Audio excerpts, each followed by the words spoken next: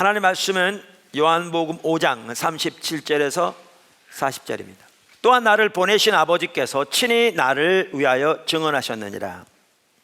너희는 아무 때에도 그 음성을, 이 말은 그분의 음성을, 그 뜻입니다, 듣지 못하였고 그 형상을 보지 못하였으며 그 말씀이 너희 속에 거하지 아니하니 이는 그가 보내신 이를 믿지 아니함이라. 너희가 성경에서 영생을 얻는 줄 생각하고 성경을 연구하거니와 이 성경이 곧 내게 대하여 증언하는 것이니라. 그러나 너희가 영생을 얻기 위하여 내게 오기를 원하지 아니하는도다. 아멘. 우리의 신앙을 하나님과의 관계 차원에서 이해하는 것이 신앙을 가장 잘 이해하는 것입니다. 우리의 신앙은 한마디로 하나님과의 친밀한 교제입니다. 그리고 우리는 하나님과의 친밀한 교제 가운데서 자라나야 합니다. 지난주부터 또 하나님과 친밀한 교제에서 자라나는데 중요한 또 한 가지 요소가 하나님의 말씀을 묵상하고 그 말씀을 통해서 하나님의 뜻과 의중을 발견하는 하나님과의 교제가 이루어지는 소위 큐티입니다. 이 부분을 살펴보고 있습니다.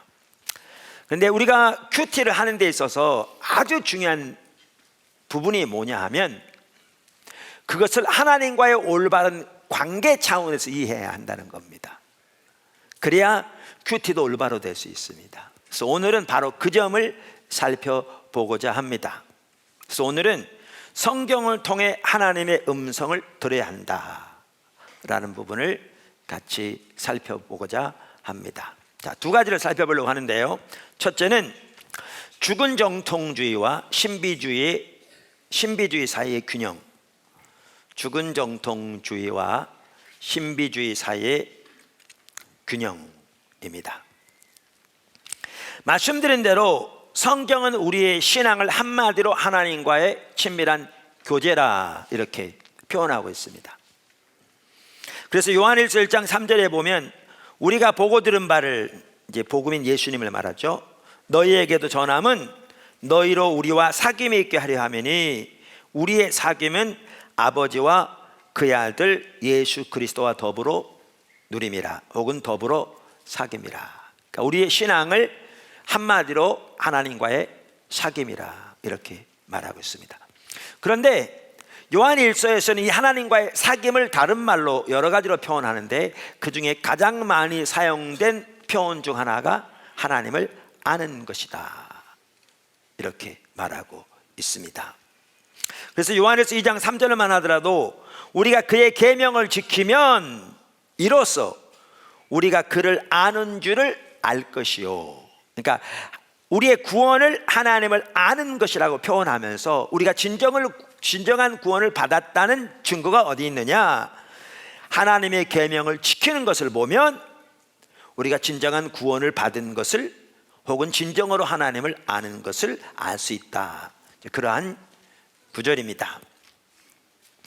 그런데 아까 말씀드린 큐티만 하더라도 하나님과의 관계의 관점에서 우리 신앙을 이해해야 올바른 큐티가 되는데, 그러려면 이걸 잘 보기 위해서 이 하나님을 아는 것의 그 진정한 의미, 그것을 그 네 가지 측면에서 간단히 살펴보는 것이 매우 중요할 것 같아서요, 그 점을 다시 지금 살펴보고 있는 것입니다. 그래서 이처럼 성경은 우리의 신앙을, 구원을 한마디로 하나님을 아는 것이다 이렇게 표현하고 난 다음에 그걸 다른 말로 뭐라고 표현하고 있는가? 그러니까 하나님과 친밀한 교제라 이렇게 표현한 다음에 그걸 다른 말로 하나님을 아는 것이다 이렇게 표현합니다. 그래서 예수님께서도 요한복음 17장 3절에서 영생은 참 하나님과 그가 보내신 자 예수 그리스도를 아는 것이다 이렇게 말씀하셨죠. 근데 성경에서 말하는 하나님을 안다는 말이 뭐냐?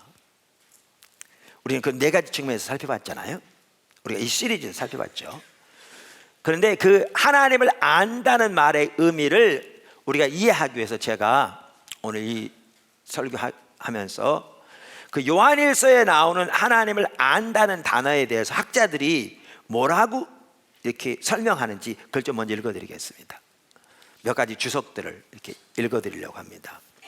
잘 들으시면 오늘 설교가 이제 그 토대 위에서 나오니까요, 좀 귀를 기울이시면 좋을 것 같습니다. 자, 그 페트라 주석이라고 있습니다. 많은 목사들이 보는 것 같아요. 호크만 주석이라는 게 같은 주석입니다. 이름만 다른데, 그 페트라 주석에서는 요한일서 2장 3절, 아까 읽었던 구절입니다. 그 구절에 대해서 주석을 달면서 이렇게 표현합니다.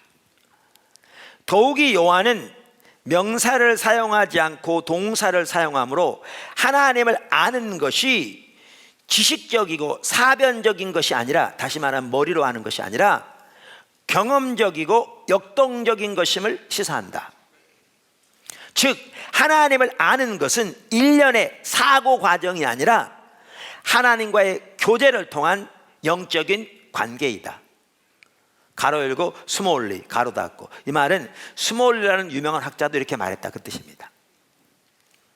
그래서 요한은 아는 줄로에 해당하는 헬라어를 완료시상인 에그노카멘으로 표현하여 과거에 알았던 경험이 지속적으로 발전해야 함을 나타낼 뿐 아니라, 그러니까 헬라어에는 시제에 따라서 이렇게 행동의 종류가 다르거든요. 근데 완료시상은 이런 겁니다. 행동은 과거에 일어났는데 그 영향이 지금까지 미치는 게 완료시상입니다. 그러니까 예를 들면 예수님이 부활하신 것을 완료형으로 표현했으면, 예수님이 부활하신 것은 과거에 일어났는데 그 예수님의 부활하신 그 능력과 그 하나님의 역사가 오늘까지도 역사하고 있는 것을 의미합니다. 이게 완료시상입니다. 그런데 여기 아까 하나님을 안다는 단어를 사용하면서 완료시상을 쓴 것은 우리가 하나님을 과거에 알았을 뿐만 아니라 오늘날도 그 가운데서 자라나야 함을 보여준다, 이렇게 표현하고 있습니다. 뿐만 아니라 앞서 언급한 바와 같이 계명과 연결시켜 하나님의 도덕법을 지키는 것이 필요함을 강조하고 있다. 매우 잘 표현하고 있죠. 하나님을 안다는 말이 무슨 뜻인지 잘 표현하고 있습니다. 그래서 하나님을 안다는 말에는 서로 분리될 수 없는 네 가지 요소가 반드시 들어가게 되어 있습니다. 이 말은 네 가지 요소가 다 있어야 그것이 하나님을 아는 진정한 참된 지식이라는 겁니다. 그 네 가지 요소가 뭐죠? 지적, 영적, 도덕적, 경험적. 여러분 말을 잘 기억하고 있습니다. 그런데 이렇습니다. 여기 보시면 이 네 가지 요소 중에 핵심적인 요소가 뭐냐면 지적 요소와 영적인 요소입니다. 그러니까 하나님을 아는 지식이 참된 지식은 지적인 요소뿐만 아니라 영적인 요소를 같이 가지고 있어야 그게 하나님을 아는 참된 지식인 거죠.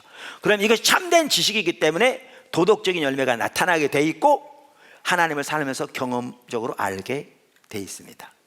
반대로 우리가 지적인 요소나 영적인 요소 중에 하나가 없다면, 그러면 그것은 진정으로 하나님을 아는 지식이 아니기 때문에 도덕적인 열매가 안 나타나게 돼 있고 살면서 그 하나님을 경험적으로 알지 못하게 돼 있습니다.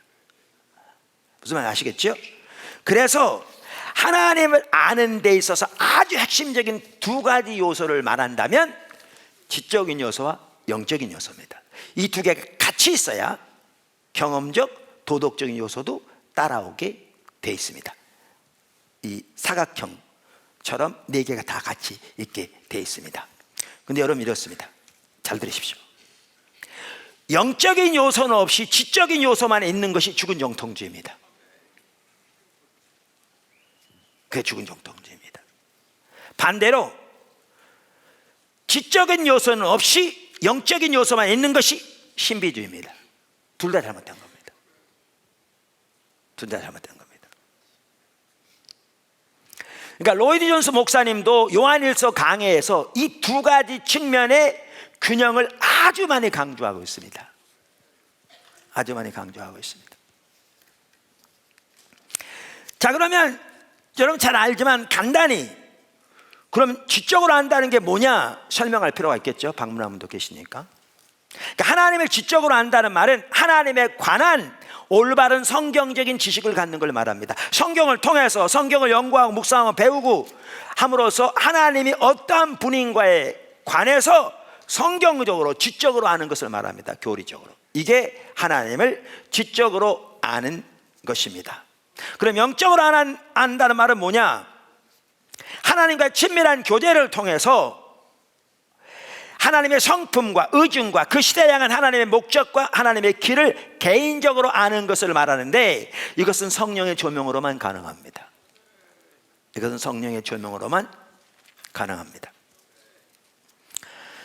자, 이 영적으로 하나님을 안다는 것이 무슨 뜻인가를 보여줄 수 있는 좋은 구절이 에베소 1장 17절 19절입니다. 그러니까 지적으로 안다는 말은 쉽습니다. 성경을 통해서 하나님에 관해서 올바른 지식을 갖는 거니까 이건 뭐 더 이상 설명이 필요 없겠죠. 그럼 영적으로 안다는 말이 뭐냐? 그거를 잘 보여주는 성경 구절 중에 하나가 어떤 구절이냐? 에베소 1장 17절 이하입니다.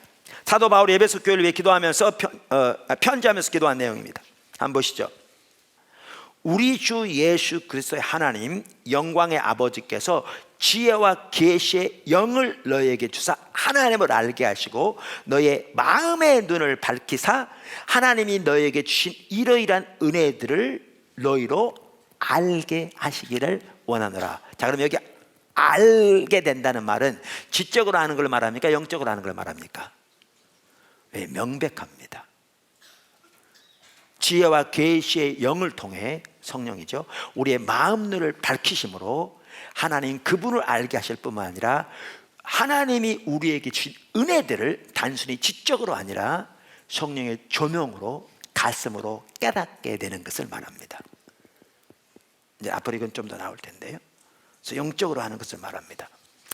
그래서 제가 말씀드린 대로 우리의 신앙은 이 죽은 정통주의와 신비주의 사이에 균형을 잡는 것이 핵심입니다.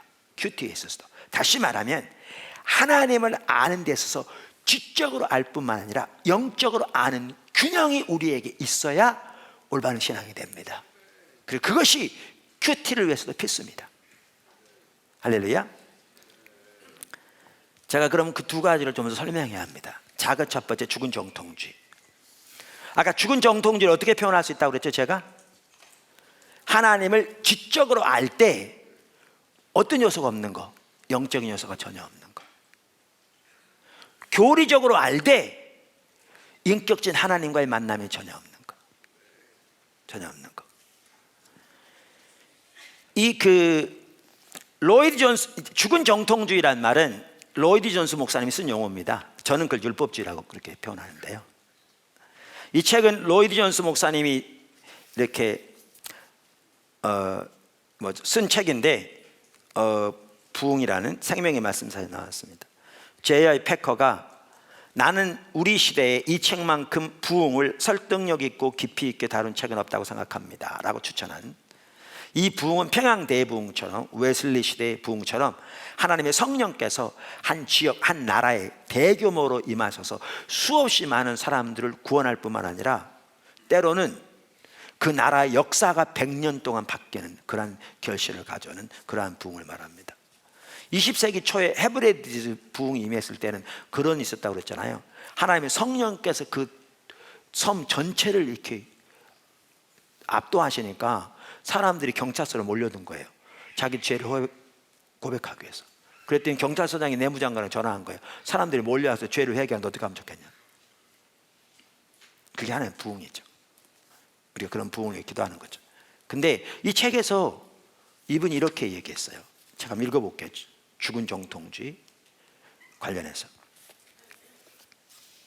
우리는 주로 정통이 아닌 사람들에게 관심을 기울여왔습니다. 이전에 이제 정통이 아닌 사람들의 문제를 다루었거든요. 저는 이제 정통적인 사람들이면서도 어떤 국면에서 결함을 가지고 있는 경우를 생각해 보려고 합니다. 정통이 뭐죠? 영어로 orthodox, 다른 말로 하면 교리가 옳은 사람들을 정통이라고 그런 겁니다. 교리가 옳은. 제게 있어서 그것은 매우 중요한 문제입니다.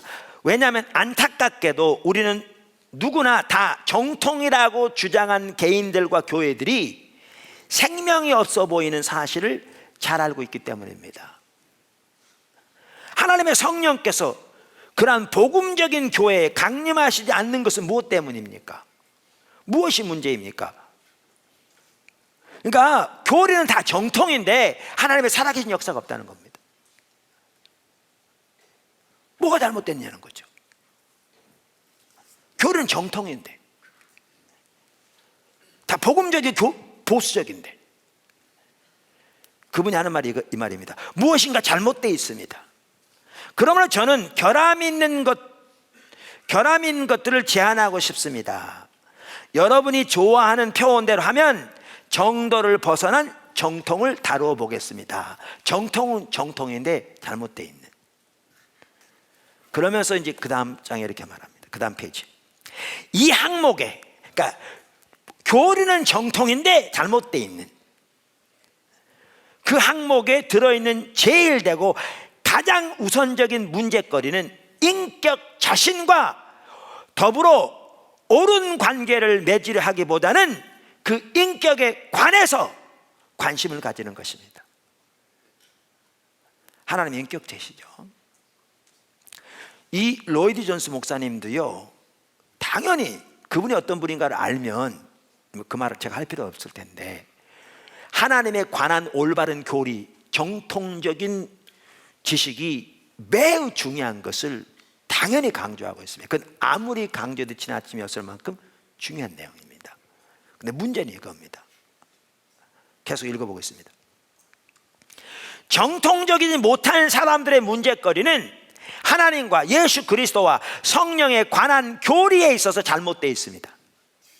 그러나 제가 지금 지적하는 잘못은 교리, 참된 교리, 인격에 관한 참된 교리를 인격이 서야 할 자리에 세우는 무서운 위험입니다. 그것은 정말 무서운 것입니다. 복음적인 사람들, 정통적인 사람들이 흔히 걸려 넘어지는 매우 흔한 함정입니다. 이게 60년 전 영국 교회를 두고 한 말인데요, 오늘 한국 교회 정말 똑같습니다. 많은 경우에 정통적이면서도 죽어 있을 수 있습니다. 그래서 그걸 죽은 정통주의라고 부릅니다. 어째서 그렇습니까? 여러분이 교리에서만 머물고 어떤 정의를 하는 데서만 머물고 교리의 목적은 그 교리 자체에 있는 것이 아님을 인식하지 못했기 때문입니다. 교리는 다만 그 인격을 알게 하고 이해하게 하고 그 인격과 교제하게 우리를 인도해 주는 구실을 합니다. 정통적인 교리가 너무 중요하다고요. 아무리 강조해도 지나침이 없을 만큼. 그런데 교리는 그 자체가 목적이 아니라 교리는 성경에 말하는 살아계신 인격체신 하나님을 알게 하고 그분을 이해하게 하고 그분과의 교제로 인도하기 위한 도구라고요. 그래서 그분은 하나님에 관한 지식을 이 컵에 비유했고요, 하나님과의 친밀한 교제, 하나님을 아는 것을 우유에 비교했거든요. 컵이 중요해요. 컵 깨지면 쏟아지거든요. 그런데 그럼에도 불구하고 컵이 목적이 아닌 거죠. 컵은 우유를 담기 위한 수단인 거죠. 그러면서 이 죽은 정통주의의 문제가 뭐냐? 교리, 참된 교리, 인격에 관한 참된 교리 옳은데 인격이 서야 할 자리에 교리가 서버린 거죠. 다시 말하면 교리는 살아계신 인격신 하나님과 친밀한 교제를 위한 수단인데 친밀한 교제가 서야 할 자리에 하나님에 관한 교리가 서 있는 거죠. 이게 정통이면서도 가장 문제거리인 죽은 정통주의라. 그러면서 뭐라고 그러냐면 그분 이렇게 말합니다. 그 다음 페이지에 사실상 죽은 정통은 이단만큼 나쁩니다. 왜냐하면 그러한 죽은 정통은 아무런 소용이 없기 때문입니다. 그 웨스트민스터 채플 거기에 성도들이 흔히 하는 말로, 로이 존스 목사님 자주 쓴 용어를 빌어서 하는 말이 뭐였느냐, totally orthodox, 전적으로 정통인데 totally useless, 전적으로 쓸모없는. 어떤 사람이 영양실조가 걸려서 곧 죽어가는데 컵을 가져다 줬어요. 24K로 된 순금, 거기다가 3카라트짜리 블루 다이아몬드가 박힌 컵. 근데 비어있어. 죽어가는 사람에게 그 컵이 무슨 소용이 있냐고요. 죽은 정통주의, 지적인 면만 남아있고 영적인 면이 없는 교리, 참된 교리, 인격체에 대한 참된 교리가 인격이 서야 할 자리에 서버리는 무서운 위험. 이게 죽은 정통주의입니다. 반대로 그럼 신비주의가 뭐냐? 신비주의는 그 반대입니다. 영적인 면이 있는데 환상도 보고 그림도 보고 무슨 음성도 듣고 체험도 많은데 말씀이 없는 거죠. 모든 게 자기 식대로 하는 거죠. 자기 체험에 의존하는 거죠. 자기 경험에 의존하는 거죠.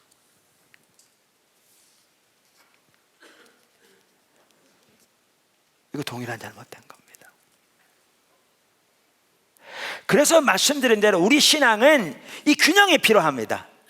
한쪽으로는 율법주의에 빠지지 않고 한쪽으로는 신비주의에 빠지지 않은, 좌로나 우로나 치우치지 않은 이 정확하게 중간을 가는 것이 우리의 신앙이에요.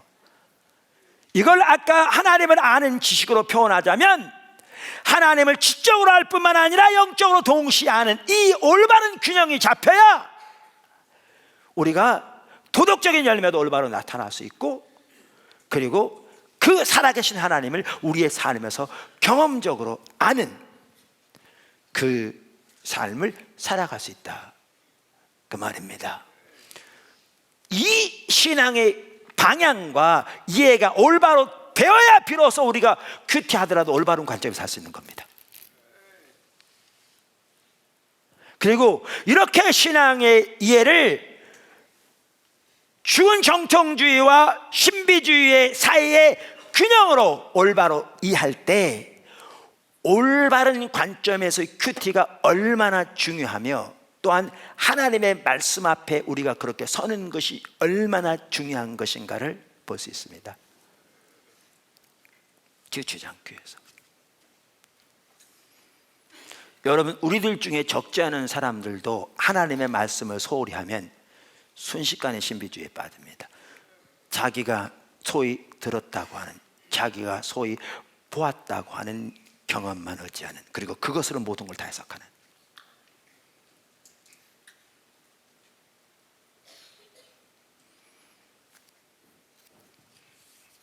큐티가 중요한 걸 아시겠죠? 아멘. 자, 그래서 우리는 죽은 정통주의와 신비주의 사이의 균형이 필수적입니다. 아멘. 자, 두 번째, 오늘 두 가지 살펴본다고 했는데 두 번째입니다. 성경을 통해서 하나님의 음성을 들어야 합니다. 이게 이제 연결됩니다. 그러니까 바리새인들은 아까도 나온 것처럼 교리적으로는 뛰어났고 그 교리가 정통이었는데 그들은 한 번도 하나님의 음성을 듣지 못했습니다. 이 말은 바꿔 말하면 하나님과 인격적인 관계가 전혀 되어지지 않았다. 그걸 성경적인 용어를 말하면 그들은 한 번도 하나님을 알지 못했다. 근데 문제는 이거죠. 아까 로마서 2장에서 그들이 자기들을 어떻게 생각했는가를 우리가 살펴보았는데, 그들에게 하나님을 아십니까? 라고 물으면 뭐라고 그랬을까요? 잘못 물어봤으면 빠 맞았을 겁니다. 야, 이마 걸 말이라고 하냐 그랬겠죠. 어쩌면 그들은 호세아 4장 6절, 이 백성이 지식이 없음으로 망하는도다, 하나님 아는 지식을 말하거든요. 그 구절을 누구보다 잘 알았을 겁니다. 오늘날 신천지가 그것을 누구보다 많이 사용하는 것처럼. 근데 그들이 정확하게 하나님을 아는 지식이 없어 망하고 있는 거죠. 그 말의 의미를 모르니까. 근데 바리새인들이 그 구절을 가지고 설교 많이 했을 겁니다. 근데 자기들은 누구보다 하나님 잘한다고 자부했을 텐데 예수님은 그들에게 뭐라고 말씀하셨나요? 이사야가 너희에 대하여 잘 예언하였도다. 이사야, 호세아 시대 같은 시대인데, 그러니까 그들이 하나님을 아는 지식이 없어 망한다는 거죠. 그래서 예수님이 예루살렘의 심판에서 말씀하신 지 한 세대가 지나기 전에 서기 70년에 예루살렘이 멸망한 거잖아요. 그런데 멸망하는 그 순간까지도 자기들은 하나님을 아는 지식이 없어 망하고 있다는 사실을 몰랐죠. 그 말의 의미를 몰랐기 때문에. 거기서도 볼 수 있는데요, 뭘 볼 수 있냐면 이렇게 성경을 연구하고 묵상하면서도 그 성경을 통해 하나님과의 교제가 이루어져야 한다는 거예요. 그거를 하나님의 음성을 들어야 한다고 표현하고 있는 겁니다. 성경이 이렇게 표현하고 있고 아까 말한 것처럼 하나님과의 교제가 이루어져야 한다는 거죠. 교리는 하나님과의 교제를 위한 수단이라고 아까 로이드 존스 목사님도 말한 것처럼, 그래서 우리는 큐티를 통해서도 하나님의 말씀인 성경을 통해서 하나님과의 교제가 이루어져야 한다. 아멘. 그렇다기를 축원합니다. 그 교제는 자라나야 돼요. 이제 구체적인 방법을 앞으로 살펴볼 텐데, 그래서 그거를 뭐라고 표현하느냐, 우리는 성경을 통해 하나님의 음성을 들어야 한다라고 표현하고 있습니다. 제가 아까 처음 시작할 때 뭐라고 말씀드렸냐면, 우리의 신앙을 하나님과의 관계 차원에서 이해하는 게 가장 올바로 이해하는 거다, 이렇게 말씀드렸어요. 그래서 하나님과의 관계에서 이해해야 되기 때문에 큐티만 하더라도요, 성경을 통해 하나님과의 만남이 이루어져야 됩니다.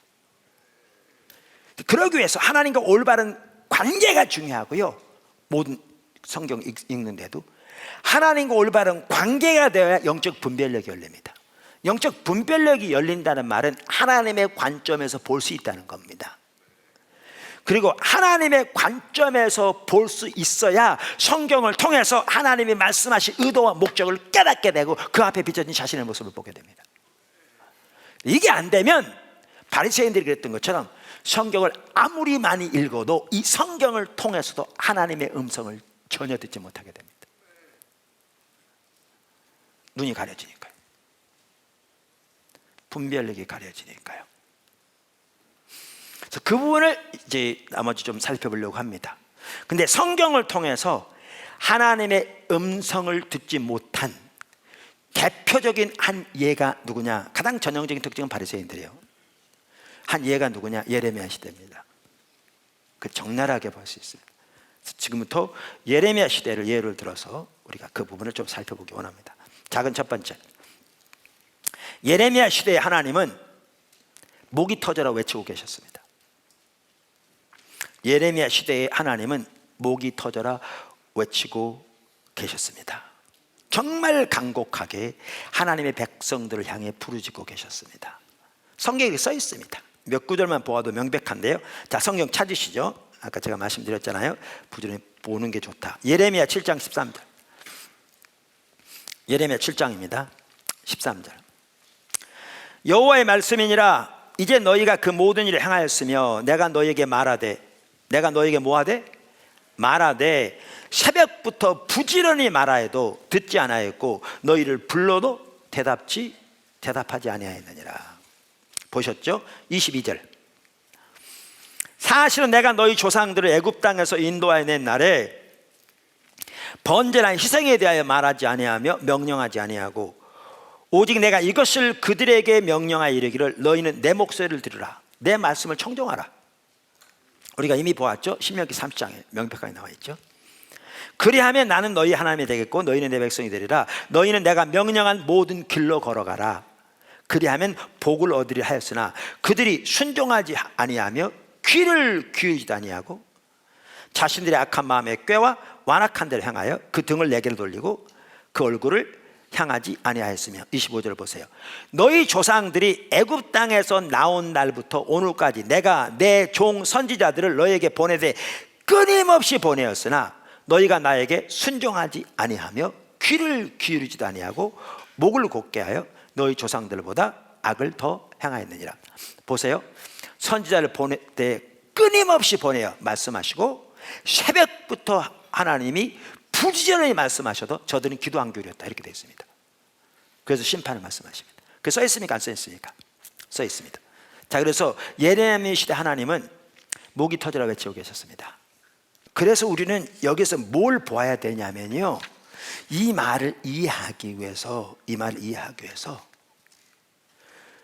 예레미야 시대 사람들이 얼마나 나름대로 하나님의 음성 듣기를 사모했는가를 보아야 됩니다. 그래야 이 말을 이해합니다.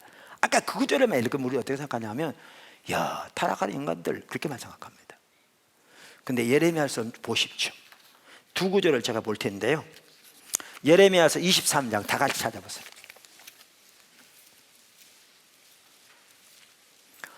(23장) 35절.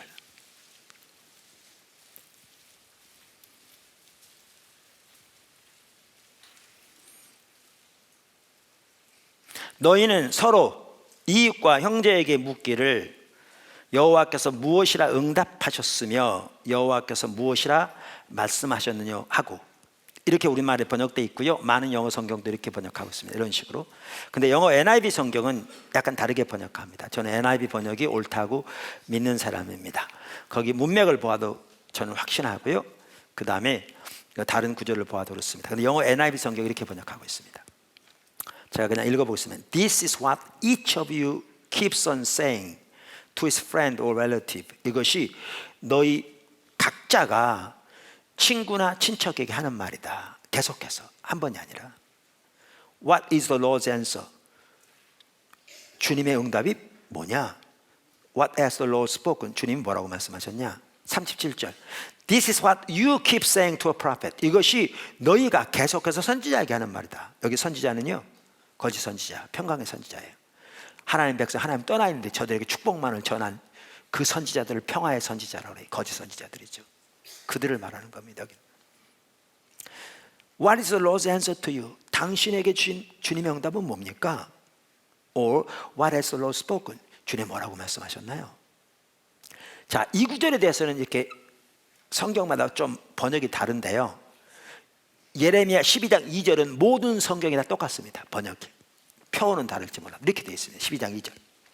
주께서 그들을 심으심으로 그들이 뿌리가 박히고 장성하여 열매를 맺었거늘 그들의 입은 주께 가까우나 그들의 마음은 머니이다. 그러니까 그 당시 유다 백성 예루살렘 거민을 두고 뭐라고 표현하고 있냐면, 예레미야가 하나님께 지금 불평하면서 한 얘기거든요. 하나님, 저들의 입술에는 항상 하나님이 있습니다. 영어 성경에 You are always on their lips 이렇게 되어 있어요. 하나님, 당신이 저들의 입술에 항상 있습니다. 그러니까 다른 말로 하면 입만 벌리면 누구 얘기한다는 거예요? 하나님 얘기한다는 거예요. 그래서 예레미야 23장도 NIV처럼 그 문맥도 그렇습니다만 번역하는 게 좀 옳다고 믿습니다. 여러분, 오늘날 성도들이요, 주중에는 말할 것도 없고 주일날 대배를 마치고 5분도 안 돼서 성도들의 입에서 나오는 얘기, 하나님 얘기 거의 없습니다. 포도나무께서 집중적으로 하나님 얼굴을 구하고 주님만 알기를 삼아, 그것이 우리의 인생의 유일한 목표와 목적도 해주고, 그렇게 주님을 구하기 시작했더니 제가 보니까요, 포도나무 20년 됐잖아요. 제일 먼저 여전도회가 바뀌더라고요. 그 다음에 남전도회가 바뀌고요, 그 다음에 청년들이 바뀌고, 그 다음에 중고등부가 바뀌고요, 주일학교가 제일 나중에 바뀌더라고요. 교회가 성장하다 보니까 그 가치를 잘 이해하지 못하는 사람도 와 있고, 또 기존의 사람들도 지속적으로 주님을 찾지 않으면 육신적인 열매가 나오기 때문에 우리가 입술을 열어서 주님 얘기하지 않는 경우도 적지 않지만, 그러나 대다수의 성도들 만나면 하나님 얘기하고 주님 따라간 얘기, 안 되고 엎어지고 코 깨진 얘기. 그러니까 성도들과의 만남은 정말 행복하거든요. 저는 제가 이런 얘기를 했더니요, 제가 고등학교 동창 중에 장로인 친구가 있다고 그랬잖아요. 진짜 교회 성도들이 하나님 얘기해 그러더라고요. 놀라는 거예요. 여러분, 오늘날 한번 가보세요. 제 말이 안 믿겨지거들랑. 다른 때는 말할 것도 없고요, 주중에는 말할 것도 없고, 교회에 와서 예배 끝나고 5분도 안 돼서 성도들 입에서 나온 얘기, 하나님 얘기 한 사람 거의 없습니다. 이 시대에. 남자들은 스포츠 얘기하고 정치 얘기하고, 청년들은 연예인 얘기하고. 여자들은 자기 애들 얘기하고 드라마 얘기하고 그러지 옷 얘기하고 하나님 얘기한 거의 없습니다. 근데 예레미야 시대에는요, 입만 벌리면 하나님 얘기했습니다. 친구나 친척을 만나면 그들의 삶의 습관이라고 할 수 있는 게 뭐냐? 하나님 뭐라고 말씀하셨나요? 이렇게 말했습니다. 아까 예레미야 6장 19절에까지 우리가 읽었죠. 단도직입적으로 너희가 이런 자에 거절했다 이렇게 읽었잖아요, 그죠? 바로 그 다음 절 20절에 보면 뭐라고 나온 줄 아십니까? 바로 그 다음 절 20절에 예레미야 이렇게 나옵니다. 6장 20절에 너희가 시바에서 유황과 원방에서 향품을 내게로 가져오면 어찌하느냐. 그 다음 뭐라고요? 내가 너희의 번제를 받지 아니하고 제사를 받지 아니하리라. 여기 보면 뭘 할 수 있는가 하면 그들은 시바는 오늘날 에티오피아입니다. 직선거리로 대략 서울에서 마닐라 가는 거리, 비행기도 차도 없는 시대에 거기까지 가서 특상품의 향품을 가져다 하나님께 제사드렸습니다. 그들이 안 갔더라도 거기서 상인들이 온 거면 얼마나 값비쌌겠습니까? 근데 하나님 안 받으신 줄 알았죠. 자, 본인들은 하나님이 받는다고 생각했을까요? 안 받는다고 생각했을까요? 당연히 받는다고 생각했겠죠. 그 엄청난 희생을 하나님이 안 받으니까 뻔히 알면서 할 사람은 아무도 없겠죠. 그럼 보십시오. 그토록 많은 희생과 제사를 드리고 예레미야 7장에 보면 안식일에는 하나님이 자기 이름을 두시겠다고 맹세하신 예루살렘 성전 성대한 예배를 드리고 많은 희생을 드리고 이렇게 입만 벌리면 하나님 얘기할 만큼 주님의 뜻이 뭐냐고 물었던 그들이 하나님이 말씀하시면 이런 지하에 No thank you, 난 안 듣겠습니다 이렇게 말했겠습니까? 이걸 보아야 그 말의 의미를 압니다. 이걸 안 보면 우리는 타락한 인간들, 그러니까 심판이 오지. 그래서 우리는 그렇게 안 하니까 우리는 저들과 다르다고 생각합니다. 이걸 두고 하신 겁니다. 그러면 하나님은 저들이 그렇게 하지도 않았는데 했다고 하는 분입니까? 더욱도 아니죠.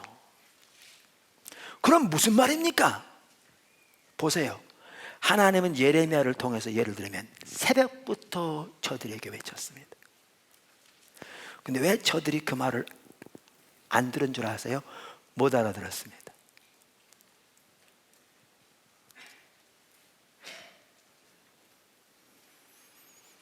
예레미야 2장 13절에 이 백성이 두 가지 악을 범했는데 하나는 생수의 근원이 나를 버렸다. 예를 들면 나를 버렸다, 내게로 돌아오라. 그러니까 그들은 뭐라고 생각해요? 아무리 예레미야를 통해서 말씀하셔도 속으로 그런 거죠. 이 미친놈, 우리 하나님 버렸으면 이 엄청난 제사를 드리겠냐? 우리 하나님 버렸으면 안식일에 하나님께 이 많은 희생을 드리겠냐? 우리 하나님 버렸으면 우리가 시바와 원방에까지 가서 이 향품 하나님께 드리겠냐? 이렇게 말한 거죠. 왜? 그 말의 의미를 모르는 거죠. 하나님은 그들에게 종교적인 의식과 종교적인 모양을 있을지 모르지만 하나님과 친밀한 교제에 떠나 그들의 삶은 철저하게 하나님의 법을 버린 상태에 있다는 얘기인데 그 말귀를 못 알아듣는 거죠. 그러니까 하나님께서 아무리 말씀하셔도 그들은 못 알아듣는 거죠. 그러니까 이만큼도 반응을 보이지 않는 거죠. 그걸 두고 하나님 뭐라 그러시냐? 내가 새벽부터 외쳤을 때 너희는 귀도 안 기울였다. 내가 내 종 선지자를 보내었을 때 너희는 이런 지하에 거절했다. 그러므로 온 나라들이여 이 백성이 당할 일을 알라. 그러면 심판을 말씀하시는 거죠. 보세요. 영적인 분별력이 어두워지면 아무리 성경을 읽어도 하나님의 음성을 못 듣습니다. 자기가 원하는 것만 듣기 원합니다. 성경을 마치 세상에서 성공하고 축복하고 자기 원하는 것 이루어지는 어떤 그 방법을 기록한 책처럼 자기를 위한 개인적인 그 수단을 위한 책처럼 만들어버려서 자기 필요할 때 그저 위로받고 자기 어려울 때 도움받고 자기 사업 잘 되고 자기 문제 해결되는 데만 관심이 있어 그런 메시지만 듣기 원하는, 그 당시에 그들이 그랬고요. 오늘날 대다수의 성도들이 그렇게 하고 있습니다. 하나님이 목이 터져라 외쳐도 전혀 못 듣고 있습니다. 그러면서 그게 자신의 모습인 것을 이만큼도 상상하지도 않습니다. 우리는 여전히 주일날 교회 나오기 때문에, 나름대로 헌금하기 때문에. 하나님의 관점에서 보아야 성경을 통해서 하나님의 음성을 듣습니다. 하나님의 뜻과 목적과 의중을 발견합니다. 그래서 큐티에 있어서도 하나님과의 친밀한 교제가 핵심입니다. 영적인 분별력이 핵심입니다. 그럼 이렇습니다. 예레미야 시대 하나님이 왜 그 예배를 견디하지 못하셨는지를 하나님의 관점에서 보았더라면 자기들의 모습이 너무너무 똑같았다는 것을 깨달았을 거예요. 그런데 예레미야를 가지고 설교하면서도 그 시대는 하나님을 버렸기 때문에 하나님도 예배를 받지 않아서 심판이 왔다고 설교하면서도 자기들이 똑같은 상황인데도 이만큼도 깨닫지 못했죠. 왜요? 동일하게 이 백성이 보기는 보아도 보지 못하며 듣기는 들어도 듣지 못한다. 영적인 분별력이 어두워지니까요. 우리는 예수님께서 예루살렘 성전에 들어가서 채찍을 만들어 쫓아내신 것까지 다 알아요. 성경에 기록되어 있으니까.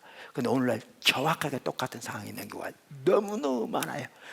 종교에는 의식만 남아있는, 그것도 점점 사라져가는, 하나님과 친밀한 교제에 떠나 삶은 하나님의 법을 너무나 버린, 그러면서 신앙 자체도 몇 가지 종교적인 의식하는 곳으로 전락돼 버린, 그것마저도 그거 하면 하나님이 자기 목적, 자기 원하는 바 채워지는 수단과 도구로 종교적인 의식을 하고 있는 완전히 타락한 거짓 신앙책에 동일하게 빠져 있으면서 예레미야서에 나오는 내용들이, 바리새인들이 하는 하나님의 말씀이 우리가 성경을 읽고 묵상하고 상고하면서 우리에게 하나님이 지금 목이 터져라고 외치고 계신지는 이만큼도 상상하잖아요.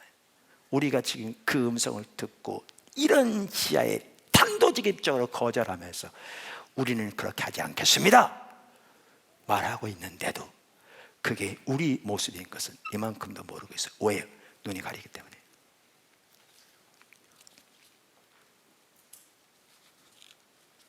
그런 상태에서 큐티 해봐야 자기 원하는 것만 취해요.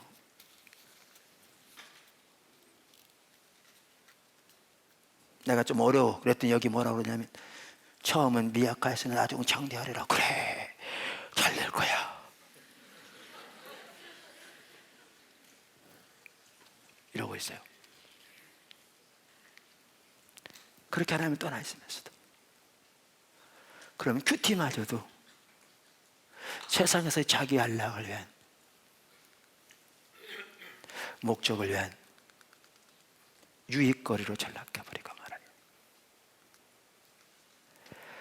그래서 하나님의 말씀 앞에 설 때 오늘 살펴본 하나님과의 올바른 관계 차원에서 신앙을 이해해서 죽은 정통주의와 신비주의 사이의 균형을 잡아 성경을 통해서 하나님의 음성을 듣기를, 올바른 하나님의 뜻을 깨닫기를 추구하는 삶이 필수입니다.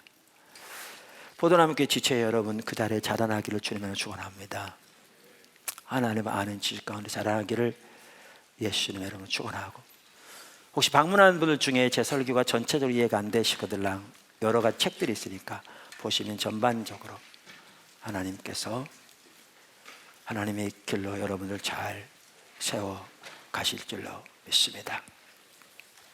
기도하겠습니다.